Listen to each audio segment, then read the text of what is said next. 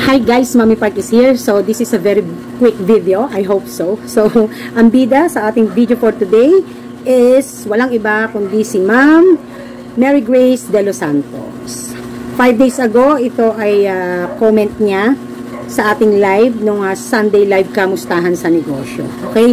So ang tanong, napakasimple lang naman ang tanong ni Ma'am, no? Sa totoo lang. And I think it's very basic para sa inyo, but again, basic man yung tanong at ang ating magiging tatalakayin natin ito ng mas malalim. Tulad nung ginawa din natin, nung nilive natin yung tanong ni Sir Rick na yung mga suggestions kung paano sa pag-hire ng empleyado, something like that. So in today's video, ang tanong ni Ma'am Mary Grace De Los Santos, Mami Park, okay lang ba ipaayos yung rented na tindahan? Ayan. So bago natin pag-usapan na yan, na yung topic na yan, no? Expect na may interrupt ako kasi bukas pa ako. Gusto ko munang mag-shoutout and bukod sa mag-shoutout ay kamusta kayo dyan. Also, unahin ko na si Ma'am Malu Aguirre na the other night, inabot kami ng alas 3 ng umaga, almost 3 o'clock ng umaga sa pagkikwentuhan lang, no? So, si Ma'am Malu Aguirre po kasi usually yan, kapag nakakausap ko, humihingi yan ng mga advices, ganyan. So, thank you nga po pala Ma'am Malu for a very humble comment or sa akin. Kasi sabi daw po niya, ang mga viewers daw po ni Mami Park ay mga quality viewers. Kayo yon. Kayo yung tinutukoy ni Ma'am Malu, no? Tayo yon. Quality daw, no? Kasi she really hates daw na yung may mga nag-aaway talaga sa comment section na parang mga palingkerang ewan. Yun daw yung pinaka-hate niya. But kung aanuhin daw, pag titingnan daw ang mga viewers ni Mami Park, ay talaga daw may mga sinasabi at may mga sense. Oh, diba? Quality. Ay, nako, talaga naman. So, maraming salamat po sa magandang comment mo, Ma'am Ma'am Malu Aguirre. So, hindi na niya yan sinasabi sa comment. Nanonood na lang siya. Sa totoo lang, updated din siya. Pero hindi na siya basta nagko-comment. So, nung nagkaroon kami ng catch up, nagulat ako, sinabi niya yun. So, thank you, no? At saka, pag nagkikwento, sa sobrang sabi ko na may kakwentuhan, halos hindi ko na napapasingit si Ma'am Malu sa pagkikwento kasi lahat na lang ng topic na pag-usapan namin, relate kami. Pagiging ina, pagiging tindera, pagiging tindera ulit, pagiging asawa, ganun. Yun lang yung mga pinagkikwentuhan namin. Then, naghihingi rin siya ng advice about business, of course. But, syempre, minsan, talaga ako, bago ko gustong i-topic na i-vlog, hinihingi ko muna ang consent ng viewer, and also ay kung dapat ba itong i-vlog, ganyan, and kung hanggat maaari, siya muna yung una kong binibigyan ng lecture, no? Kasi mas maganda yung ganon, no? Kasi total naman, nag-seek naman sa'yo personally, no? So, kung nag-aalaw lang ang nagsisik ng advices ng i-vlog natin, yun. Kapag, depende kasi sa mga, hihingi nilang advices. Depende talaga yan. So, kapag kailangan na medyo may privacy, hindi natin yan basta inilalabas sa publiko. No? Kung alam nyo lang, ilan ang mga humihingi ng advices sa Mami Park, hindi ko na lang talaga binablog yung iba. No? Sa totoo lang. Okay. So, mag-shoutout muna tayo doon sa ating last vlog natin, ng negosyo tips na may pagkamarites sa buhay ng viewer. Ayan. So, ano lang naman yung nag-comment dito? 10 lang naman. Pero, syempre, kahit na 10 lang yan, isa-shoutout natin yan, no? Okay. Mami Park, ever since LDR na kami ni Mister, mahilig na po talaga ako mag-business noon pa man. Pero parang di po umuunlad. Di naman po ako maluho. May 2 kids na po kami, 9 at 3. I think, unahin na natin yung topic doon sa mas mahahabaan tayo pagdating doon sa shoutout, no? Dahil mas marami pa akong i-advise. So, unahin na natin yung kay Ma'am Grace na kanyang advice. So, hindi naman lingid sa inyong lahat na si Mami Park ay nangungupahan. From bahay, from tindahan, almost everything, no? Ayan.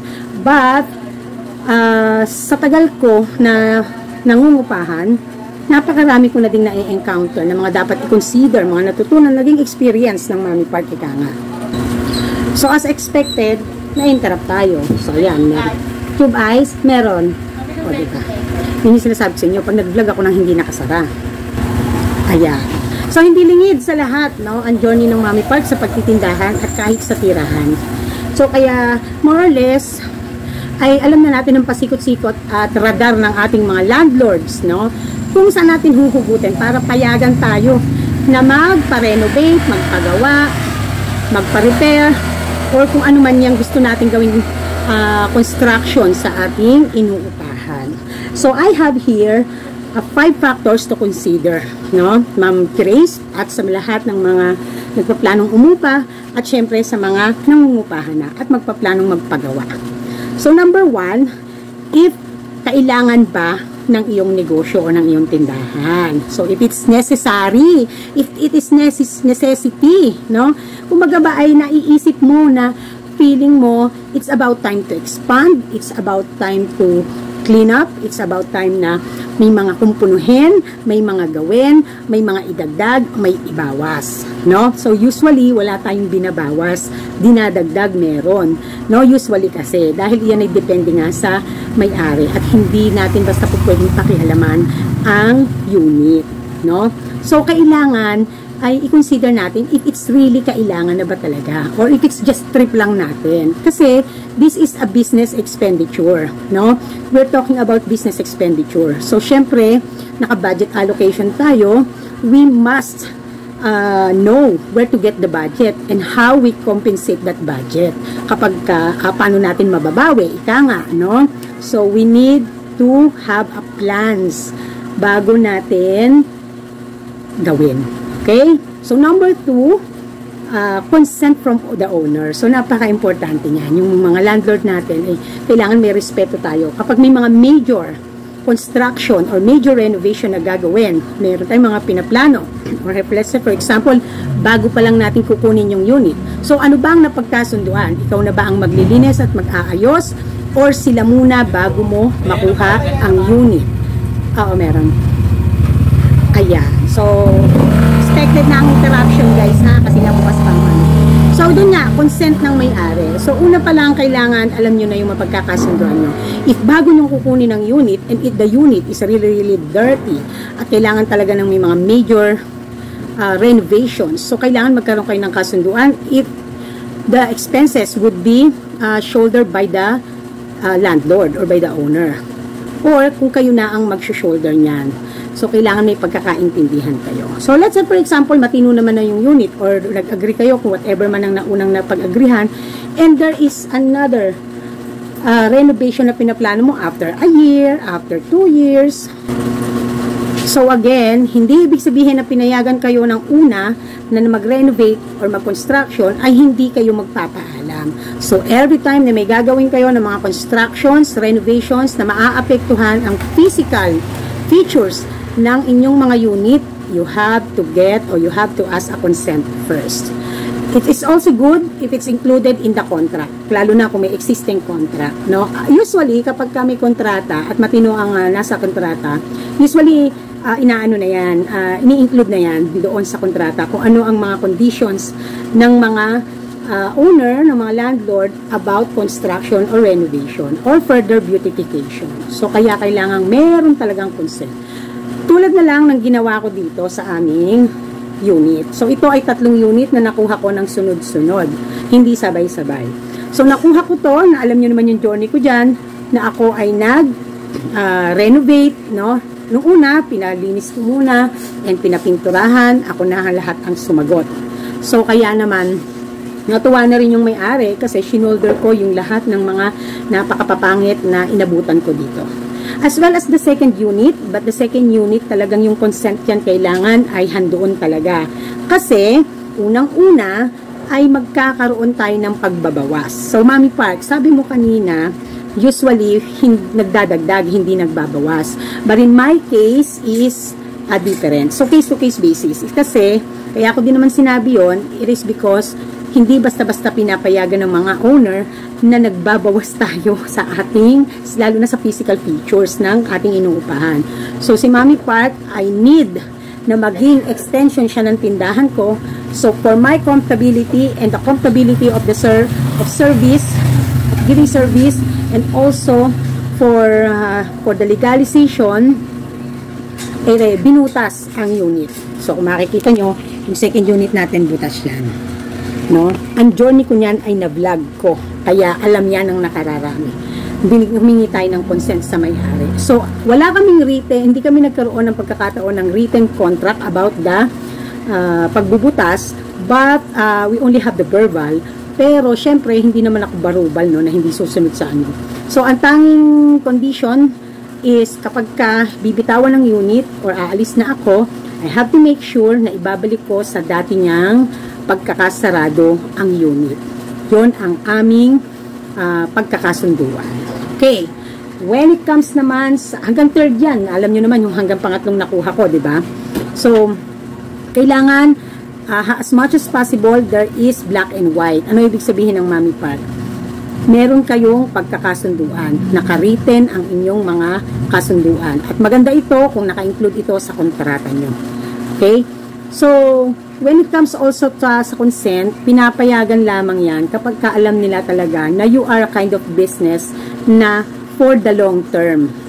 Yung inyong negosyo ay nakikita din na for the long term. No? So, ganun ang aking landlord, nakikita niya na for the long term, for the longer term ang ano ko, ang commitment ko dito. So, kaya, she let me do it. Kung maalala nyo, nung magkaroon ako ng branch na si Lola Park ang nag-handle, yun din ay 2 unit yon. Pero, nung mag-commit kami doon, na nalagay na yung hati niya. At yung hati nun, nung 2 unit na yon, supposedly, ay hindi naman concrete. So, kaya, ang kagandahan, pwedeng mabaklas. So, nagkaroon ng bukod na kontrata na sinulat ang aming landlord na kapag hindi umabot ng at least 7 buwan ang aming pagrerenta doon, kami ang mananagot ng pagbabalik or ma-charge kami ng halagang 4,700 yata yun or 5,000. Ma-charge kami ng halagang specific amount para doon sa binaklas na division, no, na partition ng unit. Kasi kinuha nga namin siya lahat. 2 dapat yun. Kinuha namin ng buo. Kaya malaki yung space nila Lola Park nyo. At talagang nakita nyo naman maganda talaga yung pwesto. Hindi nga lang siya talaga ganoong ka-profitable. Lalo na sa expenses when it comes to unang-una na ay ang kuryente at ang kanyang rent fee, no? So 7 buwan, at least 7 buwan na kami doon. Kung aalis kami, ay hindi kami ma-charge. Pero kung less than 7 months, we will be charged, no? So may mga specific na kasunduan, no? May mga consent. So as well as dito din sa aming store, kapag mga major repair, si owner ang shoulder. So, kapag halimbawa, tulad niyan, meron pa kaming associations fee dito na yung lahat naman lahat, basta HOA may mga associations fee. So, pati ako ang nag-shoulder noon. Yun ang aming kasunduan, na kami ang shoulder ng associations fee.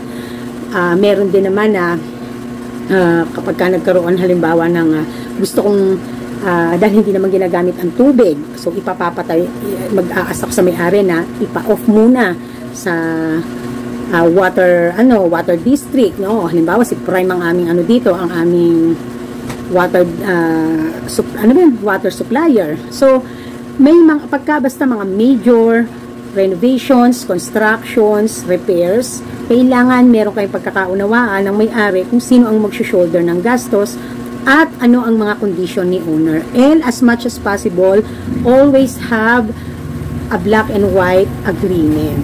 Ibig sabihin, ang kasunduan nyo ay written and signed by you and by the landlord para may laban ka. So, naalala ko din, meron akong pero ito hindi naman tungkol sa renovation, singit ko lang. Meron akong subscriber na nakakausap ko din siya sa Messenger. Sabi, in-advisean ko siya kasi sooner or later gusto na rin niyang ipaligal yung kanyang negosyo, but the problem is kailangan din niya syempre ang consent ng may-ari, and also if yung may-ari is magko-comply din for legalization. The owner is willing to comply with the legalization. So ay sabi ko dun sa ating concerned citizen is saan mo ba gagamitin yan, no? Kasi bukod daw sa required na ng municipality na kailangan talaga na sila ay permitted, syempre, gusto niyang magkaroon ng leverage. So, for him, for her to have a leverage, so, syempre, kailangan niya mag-avail ng mga terms and loans. But, limited ang kanyang opportunity because yung pagdating doon sa permit. So, kaya naman, naalala ko noon, sabi ko sa kanya, as much as possible, if magagawa mong mapa-agree na magrantan ka ng contract, ng lease contract na 10 years, gawin mo. At alam yung bait din naman ng may-ari nung kanyang, yung landlord niya, nabigyan siya. At binigyan niya ng reason na kaya gusto niya ay 10 years kasi paano lang yon na kung sakali kasi maglo-loan siya, at least makita doon sa pag na-CI, ay makita na siya ay may commitment doon sa may may commitment ng long-term engagement sa business. So, sabi ko kasi malaking bagay yan pag nakita iyan ng paglo-loanan mo, na kahit nangungupahan ka lang, may kontrata ka na nakikita nila na talagang naka-engage ka sa long-term business. So, na-i-share ko lang naman, no? So, may consent ng may-ari, di ba? So, as well as sa pagpapagawa, dapat laging may consent. Lahat ng ikikilos mo ay may consent. Ang kagandahan din dito kasi sa unit namin, ako ay binigyan ng authorization ng may-ari to settle some issues kapag kami kailangan dito, kung anong mga concerns, and communicating with and cooperating with the HOA if may kailangan ba, kasi wala naman sila. Kumbaga ba, I'm the representative of them. Now, binigyan niya ako ng written and signed consent, no? Authorization. Kaya ako ang humaharap sa HOA, kung mayroong mga concern dito, ako muna ang nakakausap pag wala sila. And then, isaka ko lang sa kanila i-relay. But when it comes to permits, hindi akong nag-aayos ng permits niya. Ang nag-aayos ng, meron siyang pinagkakatiwalaang nag-aayos ng permits niya yearly. Okay? Ayan. So, next would be, maliwanag na tayo sa consent. No? Next would be, number 3, budget. No? So, syempre, napayagan ka nga sa pangarap mong pagre-renovate o pagpapagawa. But the problem is, yung budget. No? Paglalaanan mo yan, syempre. So, syempre, kailangan na pag-aralan mo at nagkaroon ka na ng quotation, how much the cost, the possible cost na ilalabas mo, how much the money that you will out, and paano yan mako-compensate sa iyong negosyo. I mean, paano mababawi, no? Yun yung talaga term. Paano mababawi ng negosyo.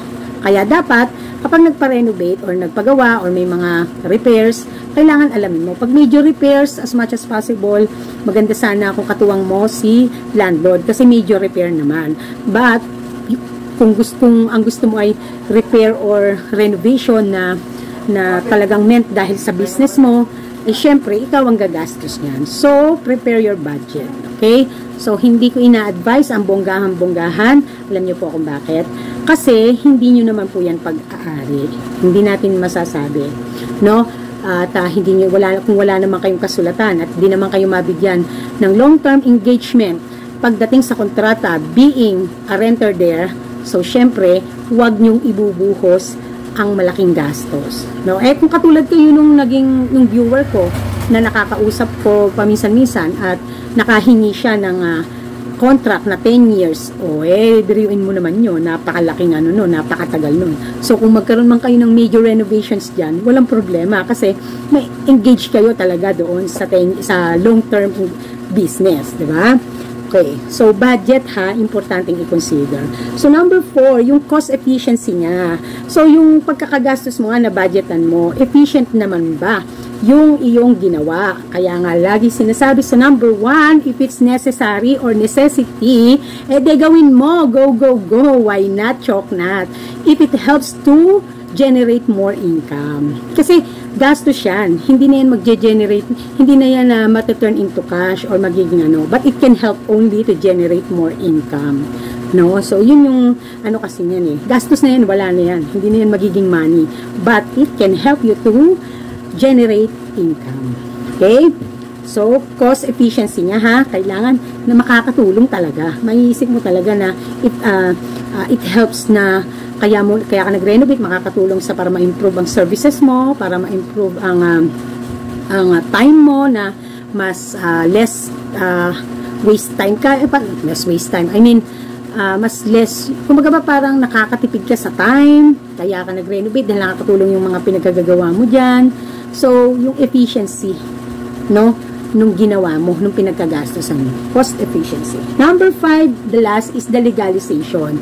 No, bukod doon sa nabanggit natin sa number 2, na consent from the owner, na as much as possible is fall kayo into black and white agreement or yung niritten ang inyong agreement at hindi lamang verbal, is also, yan ay pagpapakita din ng legalizations. Ay idagdag ko na rin dito ay yung tungkol sa kapag kayo ay naka-BIR at madalas nata-tax map ang inyong lugar. So, lagi ko itong binabanggit, gasgas na gasgas, kapag ka po may gusto kayong unit na kasunod lamang ng inyong existing unit at gagawin nyo lamang siyang extension, hanggat maaari makahingi kayo ng consent from the owner or landlord na mabutasan ito or maging isang parang unit na lang. Katulad po nito.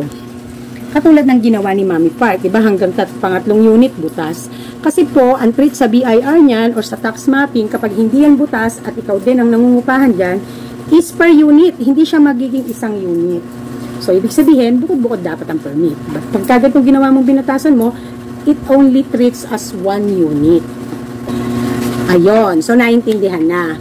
Kaya po iyan talagang nilakad ko na maging butas at talagang ganon. Dahil bukod talaga dun sa reason na convenient siya, eh syempre, when it comes to legalization and when it comes to tax mapping just in case, ay safe ka na ito ay matitreat as one unit lang dahil butas.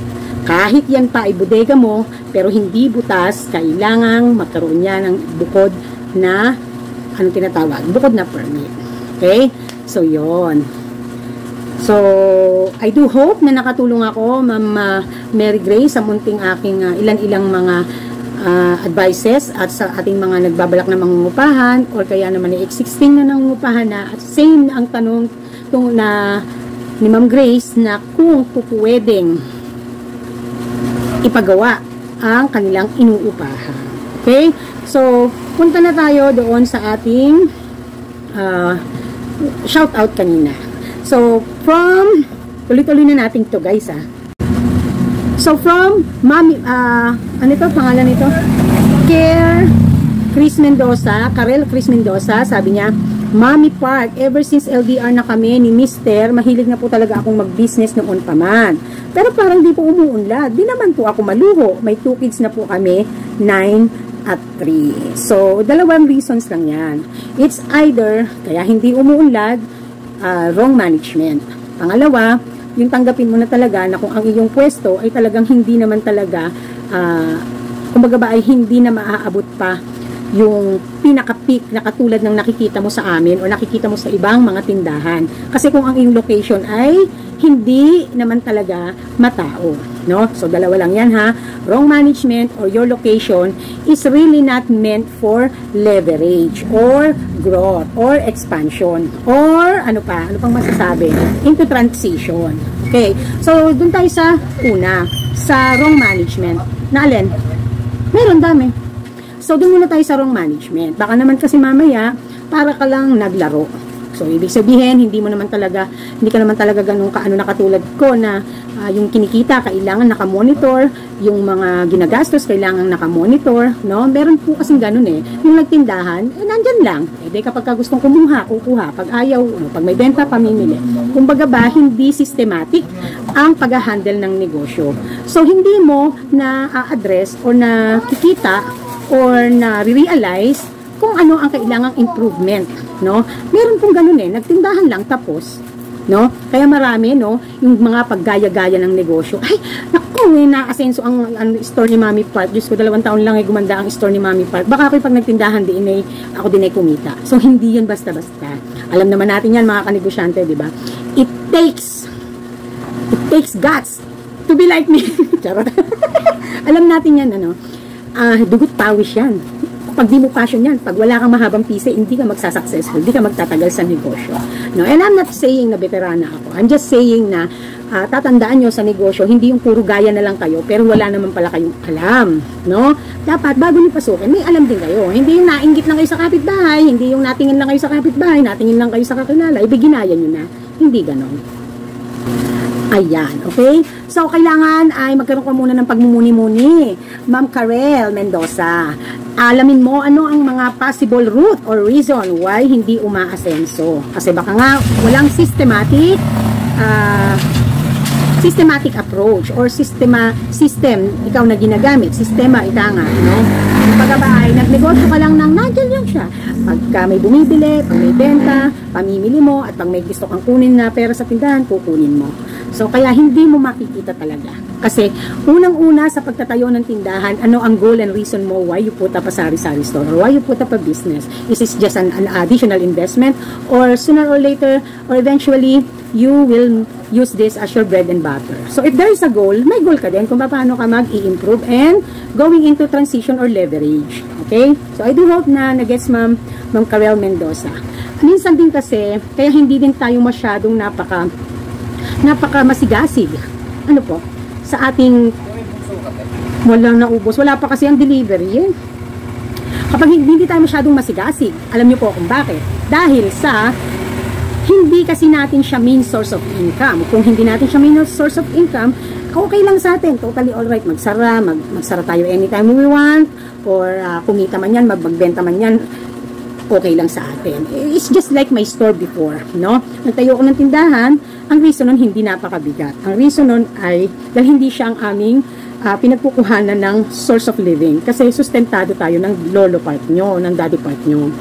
So, if there is mabigat reason, when you put up a business, more or less talaga i-work out mo siya. So, have a realization, Ma'am Karel, kasi baka kaya hindi umaasenso, yung goal kasi hindi mabigat. And yung reasons, and yung pag-ninilay mo ba na kung bakit nga ba pinutap mo yung business. No? So, kailangan may mabigat na reason. So, dito kasi, kaya ang bigat ng reason, kaya sinabi ko nga sa inyo dugot pawis ko to, puso at ano ko to, no? Talagang pinungs ko lahat lahat na ultimo singit mo na nagkamatis na rito sa hahanap buhay. Kasi may goal tayo, no? Merong goal ang tindahan para tayo mabuhay because this is our bread and butter. So I do hope sa haba ng sinabi ko, Ma'am Karel, nag-iisip ka na by this time na napapanood mo ang vlog ni Mami Park, no? Ayan. So sino pa? Next would be Teresita Baron. Thanks sa shout out, Mami Park. Always watching. And then, sabi naman ni Venus sa Batang, joke lang, Mami Park, tinapos kong video mo, hehehe, malungkot lang ako, wala kasi akong partner. Ayun. No, ito yung sabi niya na hindi niya tinapos yung video ko kasi wala naman daw siyang kabengbangan. Kasi yung topic, di ba? Tawa ko. Okay, Malu Aguirre. Hi, Ma'am Malu. Thank you. Mami, always watching. Ako naman na-miss ko ang corporate world minsan. Yung naglalakad sa Ayala habang na-zip ng Starbucks. Sana all. Hahaha. Pero mas gusto ko talaga ang business. Nandito ang pera, basta masikap ka lang. Okay, kaya nga nung nakaraan ay kami ay nakapagkwentuhan. So, minsan alam nyo, masarap din na makakakwentuhan ka ng taong katulad mong nanay, katulad mo rin na may asawang kasama mong naghahanap buhay, katulad mo rin bungangera, butangera. Parehas kami ni Ma'am Malu. No? Parehas pala kami ng birthday. 2 araw lang ang pagitan. So, yun. So, thank you, Ma'am Malu, no? Thank you for the compliments. Maraming salamat po sa inyong lahat. Clarissa Aragid, good afternoon, Mami Park. God bless sa ating lahat. Of course. Yes, ma'am. Ano po gusto? Wala. Meron akong gaya-gayang cheesy niyan. Wait lang. Ganyan magtinda, guys. Ayan. So, si Arlene Gonzalez. Ano, baby? Bulak. Maliit, malaki? Maliit lang. 8. Sabi niya, thank you again, Mami Park, sa pagbasa mo ulit ng mahaba kong comment. Gandang tanghali po. So, wait lang. May nabili. Ellen Pilar, sabi ni Ma'am Ellen, hi, me, opo, kahit minsan nakakayamot, partner natin. Minsan sa pamimili. Love you, Mami Part. Love you too. Ricky Anuevo, good day, Mami Part. Good day to you. Shout out there kung nasaan ka man. Karen Balsena Agustin, good morning, Mami Part. So that's all for today's video. I do hope na may natutunan tayong lahat. And I'm not so sure if I'm going to vlog about the topic of taxing. Second quarter na po tayo at talaga naman po ngayon na naman ang ating filing. Okay? So, maraming salamat and I do hope na makapag-live ako bukas. Try natin, kamustahan lang. Siguro mga afternoon, I think, kasi hindi naman busy ako. Okay? So, paano? Bye! Mwah!